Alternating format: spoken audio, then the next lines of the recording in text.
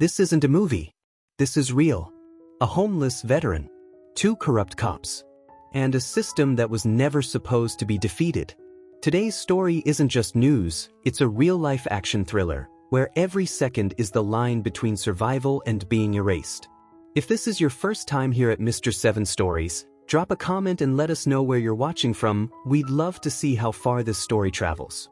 And if you love stories that hit hard, expose truth, and fight for justice, be sure to like, subscribe, and follow. We bring you powerful true stories every single day.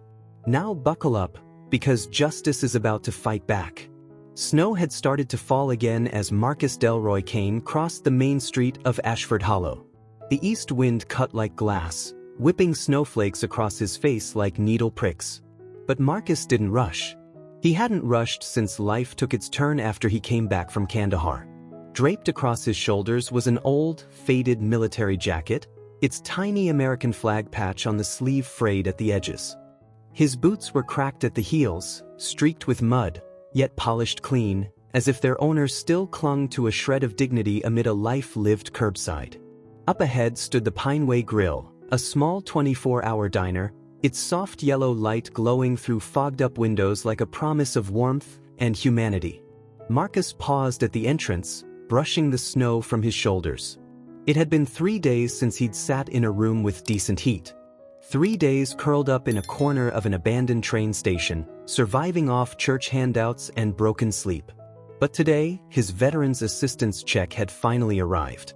A real dinner, even if it was just meatloaf and mashed potatoes, was something Marcus was allowing himself. The bell above the door chimed as he stepped inside. The smell of coffee, sizzling meat, and cinnamon rolls hit him instantly, tightening the knot in his stomach. But it wasn't the aroma or the warmth that froze the room. It was the stairs. A strange stillness cracked across the space like glass. A mother pulled her child closer. An old man shoved his wallet deeper into his coat. The stairs, quiet but loaded, locked onto the black man with the posture of someone who'd once led troops through war zones.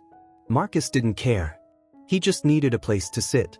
He chose the first seat at the counter, the one with the best view of both the front door and the back exit. Old habits. Soldier habits. Just passing through, he muttered, more to himself than anyone else. Looking for a hot meal. In the corner booth sat officers Brett Conway and Travis Denton, 2 white men in patrol uniforms who came here every Tuesday night. They'd seen him. Brett propped his boot on the edge of the table and smirked. Thought they only knew how to dig through trash, he said loud enough for everyone to hear. Tiana, count the silverware after His Highness leaves, will ya? Marcus didn't turn.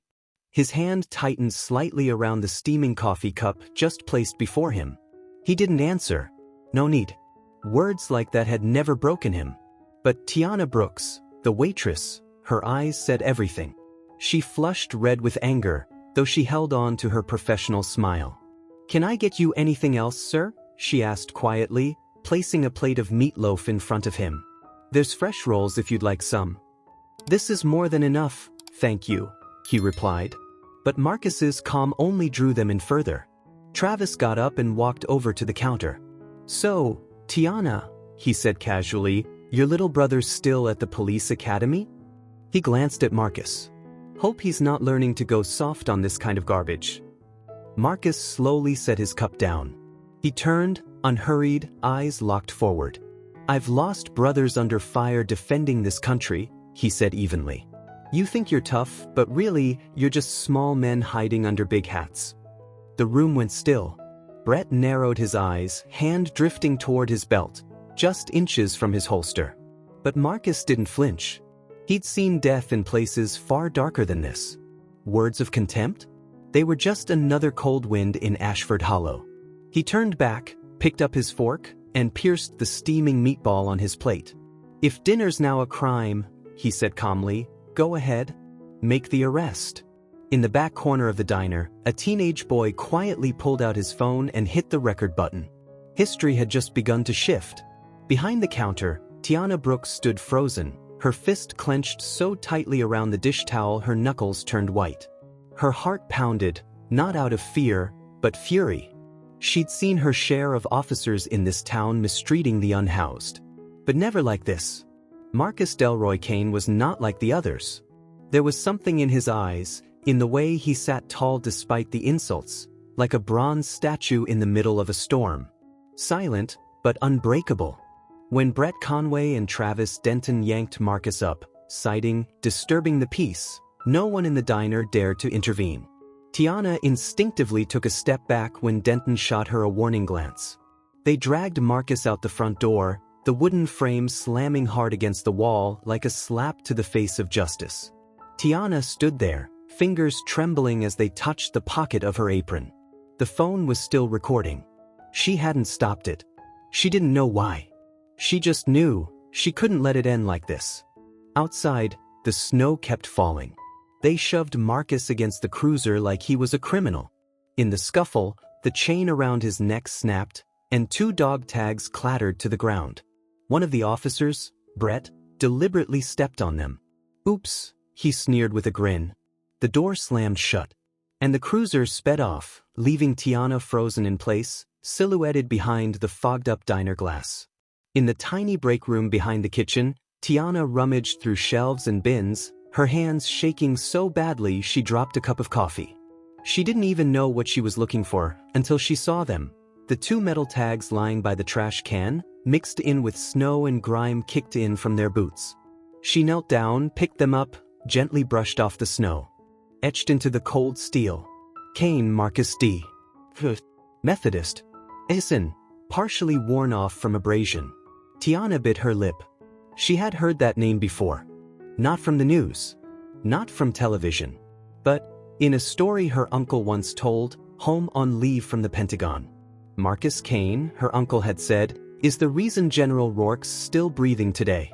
If he hadn't turned back through that gunfire in Kandahar that day, none of us would have made it out whole. Her hand jerked like she'd been shocked. Marcus wasn't a stranger.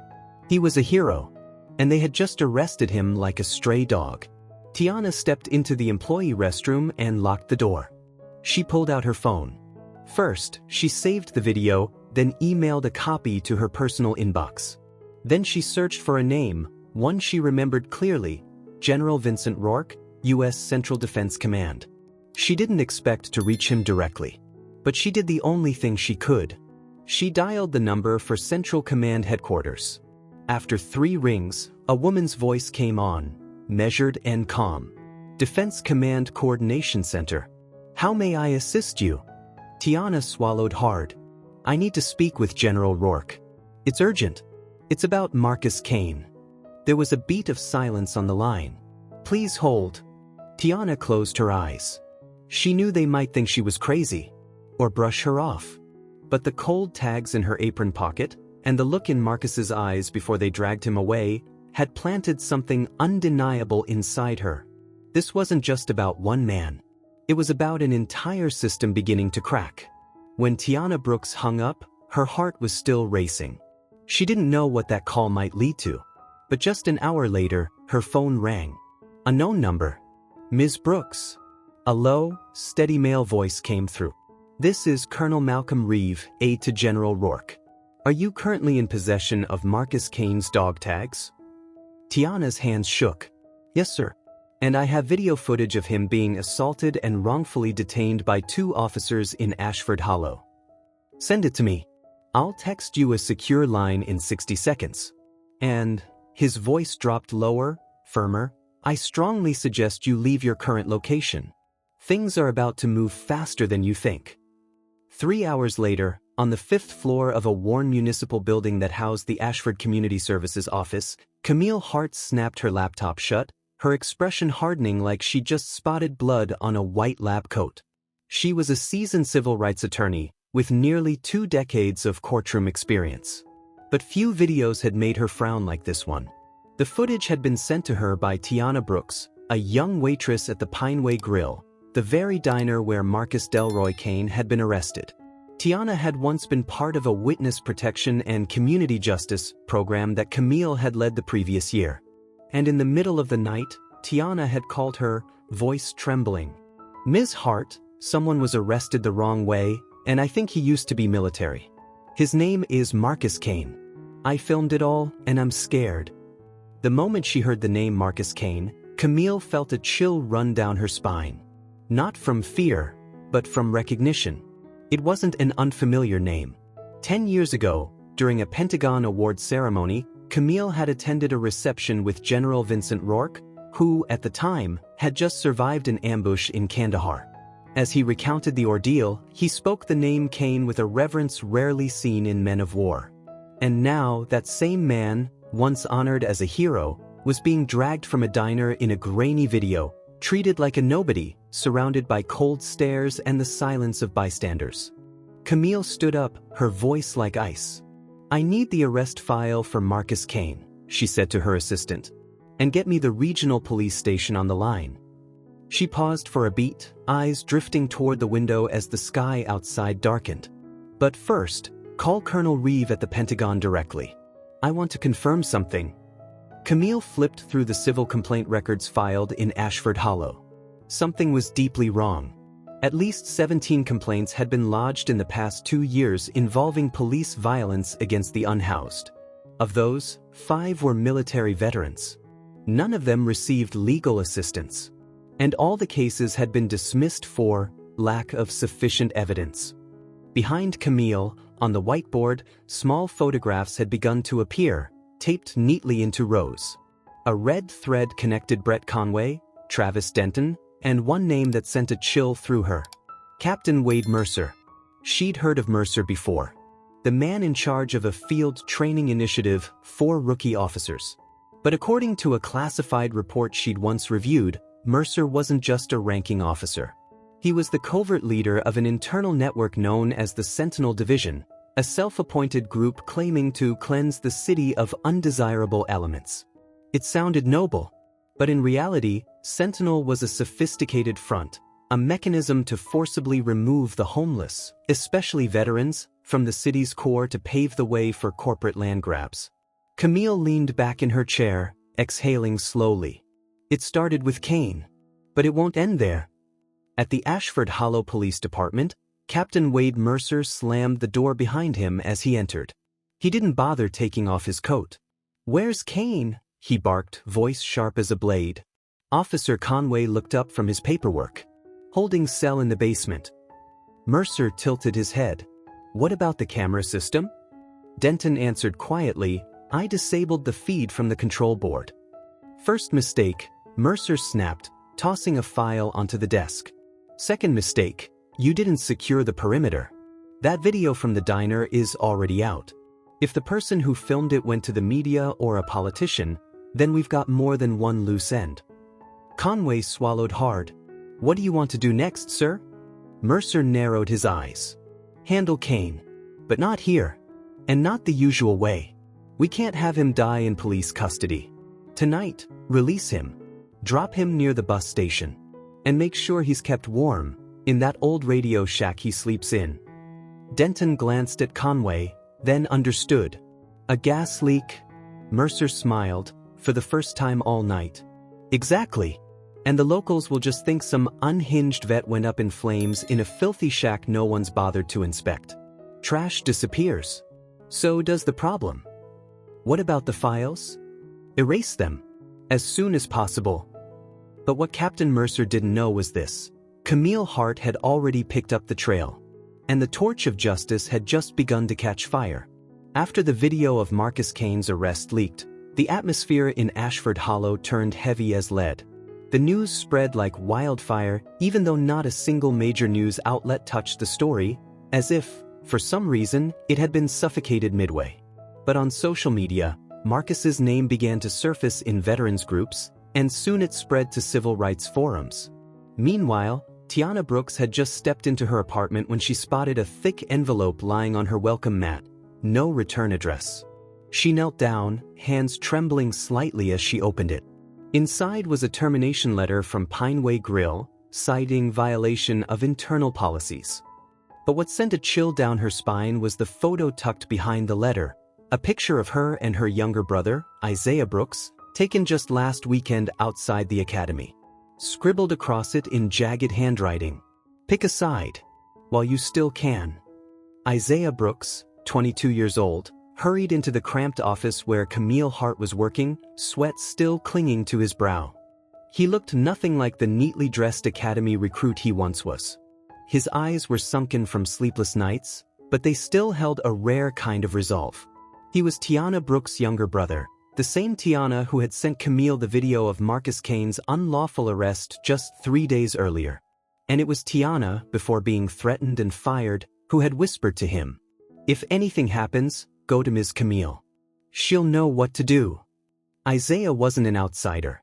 He was in his final year at the Ashford Police Academy, a place now exposed as the breeding ground for officers of the Sentinel Division, a covert internal group operating like a secret organization. At first, Isaiah had believed in the mission of protecting the community.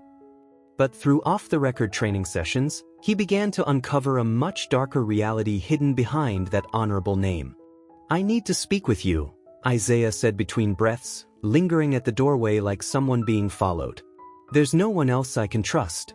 Camille nodded and motioned for him to sit. "I'm listening." Isaiah pulled a small audio recorder from his coat, one of the devices issued only during special tactical instruction. His voice dropped to a whisper, eyes flicking to the hallway as if someone might be listening. "You know about the Sentinel Division?" he asked. "I thought it was just a nickname. But it's real. It's a whole underground system. There are documents, private trainings, a software program that edits digital reports." Camille's brow furrowed. Her expression shifted from curiosity to razor-sharp focus. "There's a class called Field Reality," Isaiah continued. "That's where we're taught how to write reports that favor the department. Even how to fabricate reasons for detainment. They use real-life examples. Marcus was one of them. They said he had a history of aggression, but there's no such file." He pulled out a tiny memory card. "I copied it from the internal system. It's an audio clip, Captain Mercer talking with Denton. They clearly say it, eliminate Marcus to clear the path for Armitrex. I think it's a real estate company." Camille took the card, her voice sharpening. "You understand if this gets out, you could be in serious danger?" "I already am," Isaiah exhaled. "I saw another recruit, Jermaine Taylor, get caught trying to blow the whistle. 2 days later, disappeared. They said he transferred. But I know better. His locker's still untouched." Camille sat upright, eyes narrowing like surgical steel. "You're sure?" Isaiah nodded firmly, his hand still gripping the audio recorder like it was the only thing anchoring him. "I don't know if what I'm doing is right or wrong, but if I stay silent, I become part of the very system my sister risked everything to fight." After Isaiah left, Camille continued scanning through surveillance clips from the command station when her phone began to vibrate. The caller ID read, "Encrypted line / the Pentagon." She answered. "Hart speaking." Colonel Reeves' voice came through, just as composed as when she'd first heard it through Tiana's phone. "We've reviewed all reports and recordings connected to Marcus Kane. General Rourke asked me to relay a message. He's never forgotten the debt he owes from Kandahar." Camille froze for a split second. "We're initiating a special internal investigation team," Reeve continued. "A joint task force from the Department of Defense and the Department of Justice. They'll be targeting any police departments tied to the Sentinel Division. But we'll need more evidence from your end." "What do you need from me?" Camille asked. "It's not about what I need," Reeve replied. "It's what justice demands. And Marcus, he's one of the few men who stood tall in the line of fire. Now it's our turn to stand with him." Camille answered softly but firmly, "I'm ready." That night, as Camille and Tiana reviewed the newly recovered audio files, a small explosion rattled the neighborhood just 2 blocks over. Police were quick to label it a gas line incident at an old radio repair shop near the bus station. But Tiana's face went pale. That place, that's where Marcus used to crash. And didn't they just say he was released tonight? Tell me that's not a coincidence. No body was found. But when Camille arrived at the scene, she discovered something unusual in the ashes, a bent zinc coin engraved with 3 letters. VFW. Camille frowned. A veteran. She looked out into the distance, toward the darkness thickening behind the edges of Ashford Hollow. And for the first time, she realized Sentinel wasn't just a faction of rogue cops. It was something deeper, broader, and it may have been embedded in the system itself for a very long time. Someone was scrubbing the trail clean. And Marcus Kane, if he was still alive, needed to act fast. What Mercer didn't know was that Marcus had sensed something was off. Thanks to survival instincts honed in a military prison camp, he'd managed to slip away before they could finish the job. When the radio shop went up in flames, Marcus Delroy Kane was nearly a mile away, hidden in the basement of an abandoned warehouse on the western edge of Ashford Hollow. He watched as black smoke rose above the bus station, then his phone rang. "Tiana," he muttered. On the other end, her voice cracked with shock. "What's happening? They think you were in there." "Marcus, they're actually hunting you." Marcus stayed silent for a few seconds, eyes fixed on the dark plume curling into the night sky. There was no doubt anymore. The Sentinel Division didn't threaten, they erased. "It's time," he said, ending the call and opening a metal box hidden beneath the frame of a rotting cot. Inside were the only things he'd kept from his military days: a coded field journal, a tactical watch, and one special SIM card. Marcus slid the SIM into a battered flip phone and dialed a number he hadn't called in 12 years. 3 rings passed before a voice answered, half surprised, half wary. "Kane? No way. Don't tell me you've gotten yourself wrapped up in another wild mess?" "This one makes Kandahar look like a picnic," Marcus said. "I need the whole team. Now." A quiet chuckle followed. "Location? Same rule as always. Move independently, approach in the dark. I'll set up at Phoenix Station." "You know I don't say no. Q's been waiting to hear from you for over a year." 6 hours later, Nolan Q. Vega, double amputee and tech genius, the man who'd kept an entire platoon alive during a comms jamming assault in Helmand, rolled his custom-built tactical van into the scrapyard next to the Phoenix Station. The words Q's Tech Haven were faintly stenciled on the side panel, faded enough to be ignored. But inside, the van was a mobile command unit, equipped with military-grade surveillance, encryption, and intel analysis gear. Marcus stepped out from the shadows. "Still not giving up your Batman phase, huh?" He grinned, eyes lighting up at the sight of his old war brother. "And you still haven't learned to stay out of trouble." Q laughed, gripping his forearm in the old-school handshake, tight at the forearm like they'd done back in Afghanistan. One by one, they arrived. Deshaun, Ghost, Merritt, former intelligence analyst, quiet as a shadow. Liana, Trace, Maddox, ex-military police, eyes sharp like a blade drawn from its sheath. Andre, Link, Ramsey, cybersecurity specialist formerly with the NSA, stepped in carrying a laptop loaded with files as classified as any vault. They didn't need to ask questions. 2 words from Marcus were enough. Sentinel Division. The room went silent. Phoenix Station became ground zero. Q and Link launched firewalls, virtual servers, and tunneled into Ashford Hollow PD's internal network. Trace began cross-referencing falsified police reports against military-grade report standards. Ghost sifted through buried civil complaint data and satellite imagery of cleared zones that didn't match city records. Marcus watched it all unfold. His eyes fell on an old photo taped to the van's wall, dust-covered faces in Kandahar, some of them now gone. He clenched his fist. "This time," he said, "no one disappears without a trace." Q turned from his console, voice more serious than usual. "They want an information war? Then let's remind them, veterans don't forget how to fight back." The glow from Q's giant monitor bathed the group in pale blue light. Among the encrypted files and connection maps, one name kept surfacing over and over. Armatrex Solutions Inc. "We've got a snake in a tailored suit and Italian leather shoes pulling strings behind all this," Ghost muttered, fingers flying across the keyboard like gravity didn't apply. "I just traced monthly deposits into Captain Wade Mercer's personal account. Regular transfers, $2,500 to $5,000, funneled through 3 shell companies and originating from an Armatrex subsidiary." Trace Maddox frowned.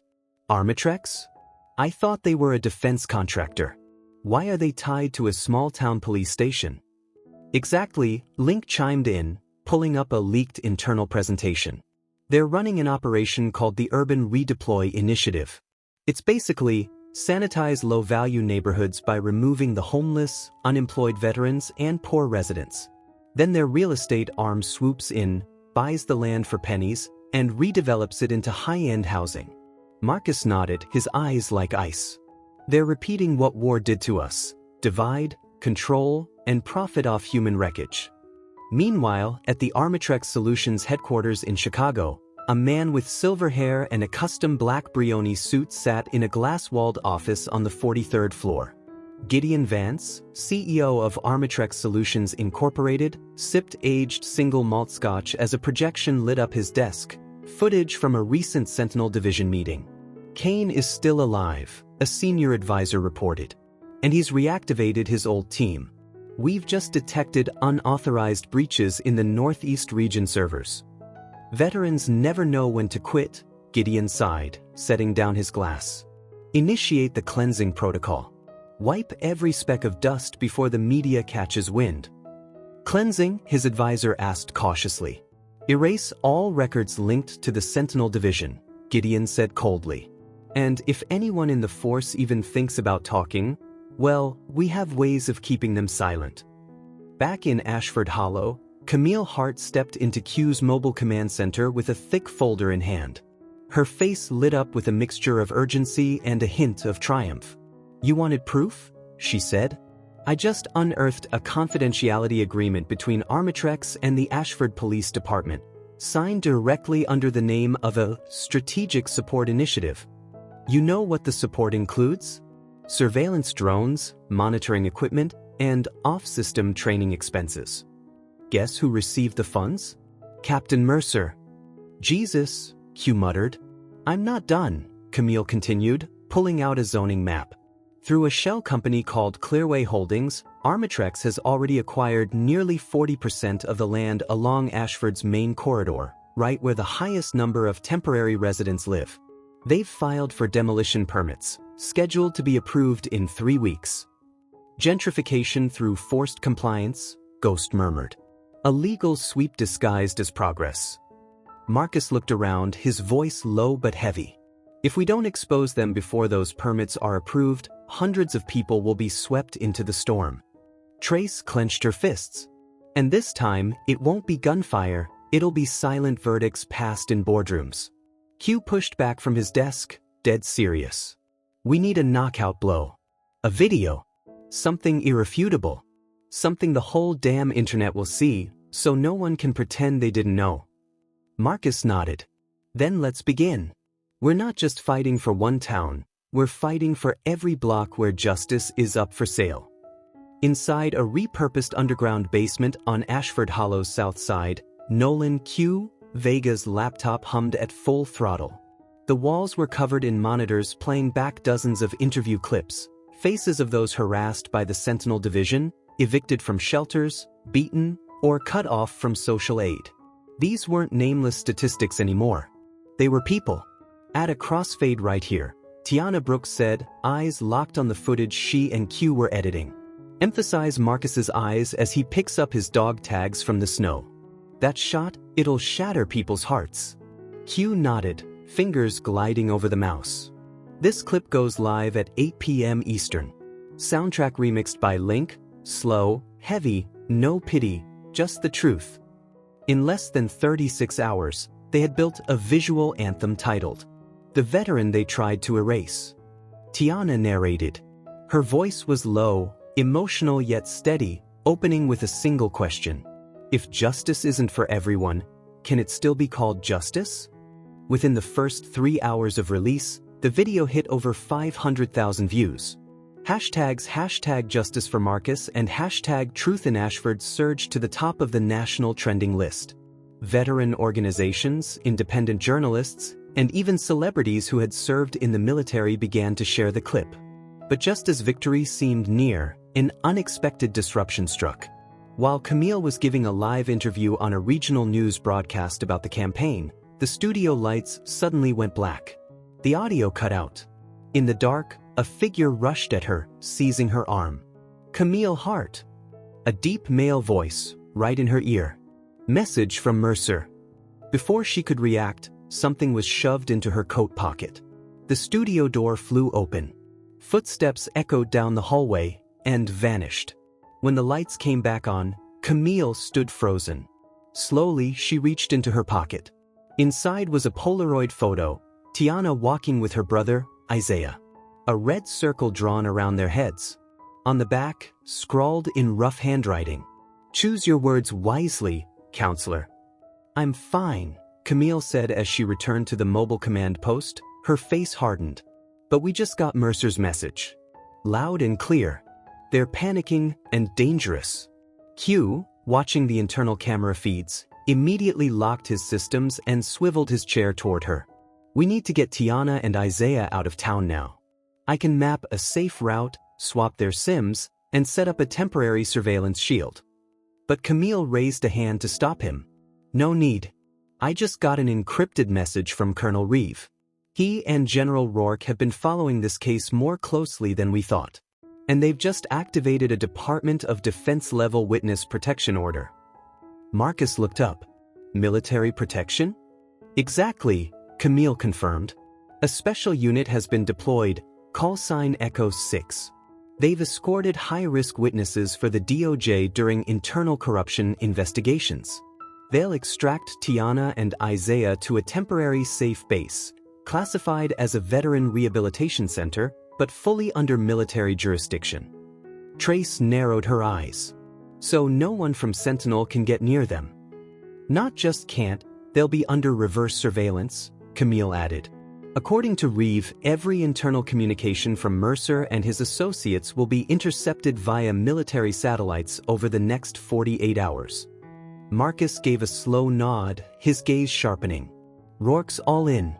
He's never forgotten who pulled him out of Kandahar," Camille said softly. "And now he's repaying that debt the only way he knows how, decisively, from the shadows, without mercy." Tiana sat frozen, her hand clenched around a coffee cup. "You holding up?" Marcus asked. "I don't know," she exhaled. "I never thought I'd be a target just for turning on a camera." Marcus looked at her, his voice steady and low. "It's because people like you dare to turn on the camera that the world even gets to see the truth."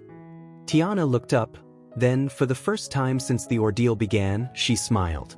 "Then let's make sure they see it even clearer." Q turned from the main screen, a grin spreading across his face like a fuse had just been lit. "Good. Because the next video is locked and loaded. Project Sentinel, the silent eradication plan. We've got original documents, contracts, and a voice recording of Mercer ordering the neutralization of non-compliant individuals. It all goes live in the next 12 hours.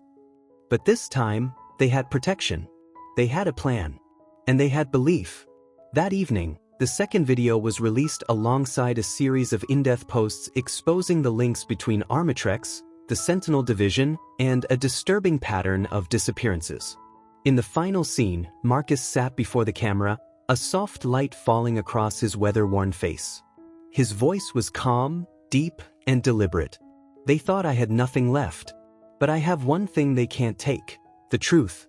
And when truth rises, those who hide behind power will be forced into the light." Thousands of comments flooded in within minutes. "I'm a veteran. I feel every word. This isn't just about Ashford anymore. It's about the whole country. Thank you for not staying silent." Marcus watched the stream of responses, unending. But there was no pride in his eyes. Only depth. And resolve. The truth campaign had only just begun. And this time, there would be no retreat. At 3:12 a.m., intel came in from Deshawn, Ghost Merritt. "Mercer's trying to flee. A Cessna citation has been scheduled to depart from Bristol Ridge Private Airfield, about 20 miles north of Ashford Hollow. Estimated takeoff, 5 a.m. Inside the command post, the air seemed to freeze. Q's fingers flew over the keyboard, pulling up traffic cams and civilian satellite feeds to track possible routes.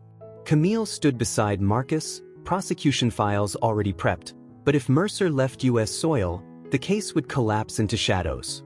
"Do we alert the feds?" Link asked. Marcus shook his head. "Too slow. And if Mercer's carrying the Sentinel Division's black files, he's got enough leverage to blackmail half the system. We have only one option. You're going after him? Trace eyed him cautiously. Marcus smirked. Not alone. I'll need backup. But I'm the one who faces him. Bristol Ridge Airfield sat buried in misty pine woods, its runway lights blinking like signals from another world. At 4:42 a.m., Marcus's black SUV pulled up, stopping roughly 200 yards from the takeoff zone. Above the airstrip, Wrench, a new team member from Marcus's veteran network, piloted a low-altitude drone. Target confirmed. Mercer, brown coat, carrying a suitcase. Looks like he's waiting for the pilot to open the hatch. Q relayed over comms. 2 armed guards, moving like private security. Visibility's low from the fog, but no signs of hired guns. Marcus nodded. Clear the path. I'm moving in. His footsteps echoed softly across the damp concrete. The hazy glow from the runway lights stretched his shadow across the tarmac like a time traveler returning to confront an old ghost. Mercer turned at the sound. His face paled. Kane, he muttered. You really don't know when to walk away. And you, Marcus replied, closing the distance, never knew what it meant to serve. Mercer reached for his coat, fingers sliding toward the Glock tucked at his waist. But Marcus had seen that move 100 times. He didn't draw. He just spoke into his mic. Q, light it up. Boom. The drone's spotlight flared to full power, blinding white light searing into Mercer's and the guard's eyes. In that split second of panic, Trace burst from the left flank, taking down one guard with a sharp, fluid takedown. Ghost, emerging from behind a fuel shed, disarmed the second. Mercer yanked his gun, but before he could raise it, Marcus struck. He lunged, redirecting the weapon. A sharp crack split the air as a round ripped through Marcus's sleeve, grazing his arm. He didn't return fire. Instead, Marcus dropped into a close-quarters arm lock, driving Mercer down onto the cold concrete. Don't, Mercer hissed. Marcus tightened his grip. Too late. From the distance came the rising wail of FBI sirens. Red and blue strobes pierced the fog like a judgment descending from the dark. Camille stepped out of the lead vehicle, indictment file in hand. 2 federal agents advanced, cuffing Mercer as he writhed helplessly on the tarmac. Captain Wade Mercer, one agent declared, "You're under arrest for conspiracy to violate civil rights, corruption, and destruction of federal evidence. Anything you say can and will be used in court." Marcus stood up, staring at the man who had spread fear under a cloak of silence. "Justice," he said, "doesn't run on jet fuel." Mercer screamed, but his voice was drowned out by the dying whine of the plane's engine. The confrontation was over, and the truth, finally, had won without firing a single bullet. Less than 72 hours after Captain Wade Mercer was arrested at Bristol Ridge Airfield, the footage from Q's mobile command center and the documents collected by Camille were officially handed over to the Federal Civil Rights Investigations Committee. Under intense public and media pressure, the U.S. Congress convened an emergency hearing.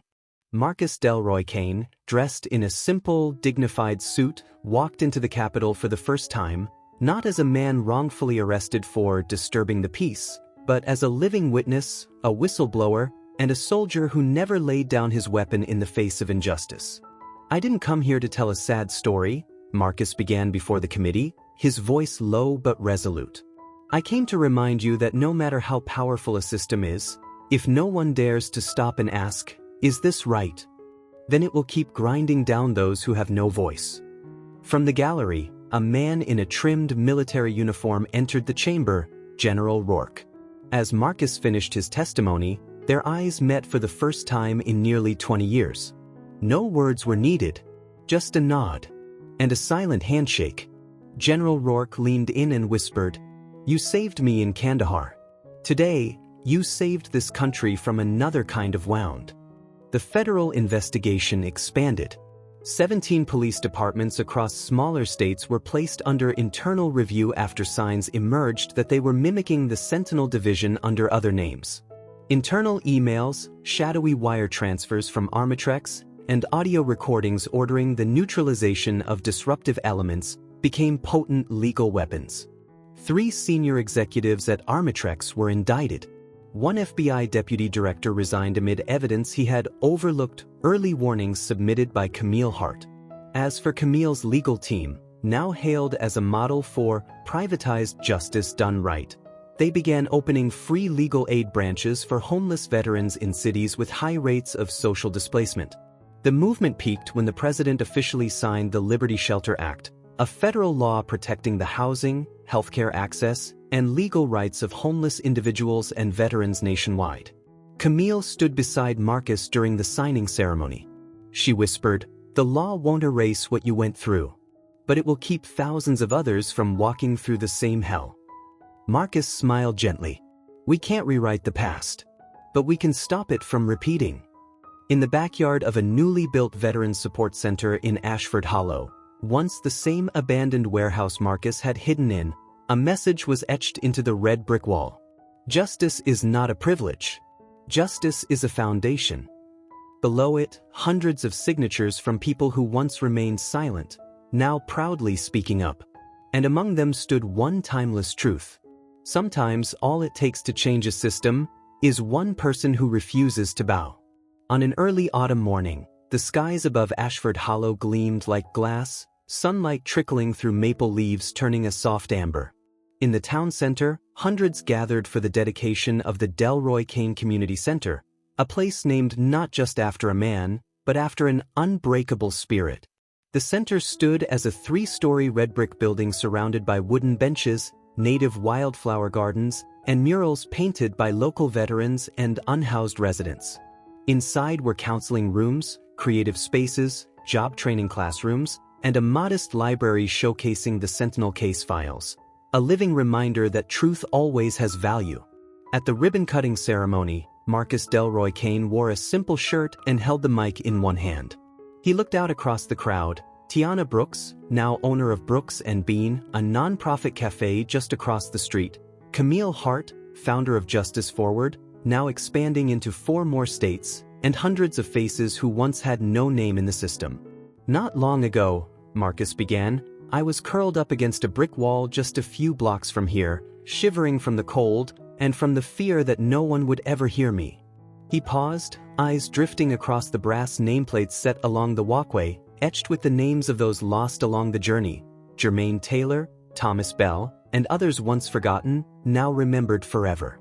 "But today," he continued, "this very place that once turned its back on us is now the beginning of something new. And that didn't happen because I'm special. It happened because ordinary people chose to do something extraordinary." The crowd fell utterly silent. A few quietly wiped away tears. "None of us," Marcus said, his voice slow and steady, "were born to be discarded. No one should be forgotten because they lost a home, a job, or their way.